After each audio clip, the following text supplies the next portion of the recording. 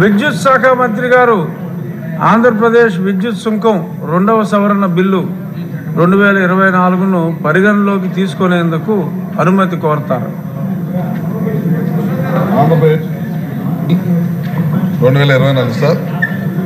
ఈ బిల్లు గత ప్రభుత్వం తీసుకొచ్చిన చట్టంలోని లోపాలను సరిదిద్దడానికి మాత్రమే ఉద్దేశించబడింది సార్.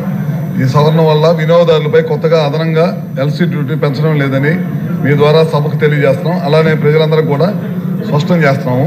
స్పీకర్ సార్, 2021 సంవత్సరంలో గత ప్రభుత్వం అసెంబ్లీలో Andhra Pradesh LCD duty amendment act 2020ని ఆమోదించి 26/8/2021 గజెట్ నోటిఫికేషన్ విడుదల చేసింది.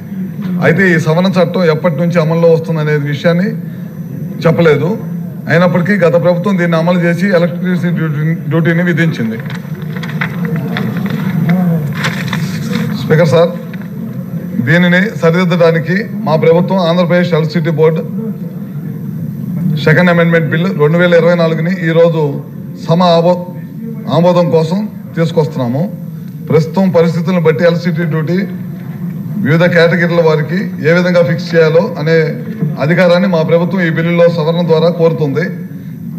గత ప్రభుత్వం సవరణను బట్టి వినియోగదారుల నుంచి 26/8/21 నాటి నుంచి వసూలు చేసిన ఎలక్ట్రిసిటీ డ్యూటీని ఏ కారణంతోనైనా తిరిగి చెల్లించబోకుండా సవరణ చేస్తున్నాము.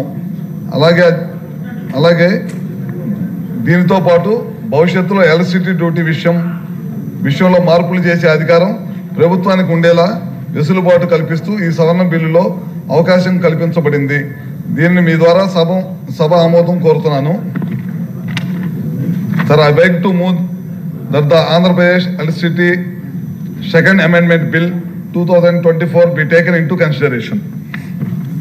మంత్రి గారి ప్రతిపాదన సభ సమక్షంలో ఉంది.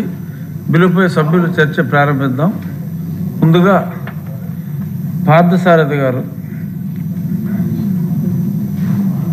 ప్రతి 50,000 రూపాయల విలువైన బంగారు ఆభరణాలు కొనుగోలుపై 200 మిల్లీగ్రాముల gold coin, studded uncut and polki jewellery కొనుగోలుపై 300 మిల్లీగ్రాముల గోల్డ్ కాయిన్, డైమండ్ జ్యువెలరీ కొనుగోలుపై 400 మిల్లీగ్రాముల గోల్డ్ కాయిన్ ని అదనంగా పొందండి.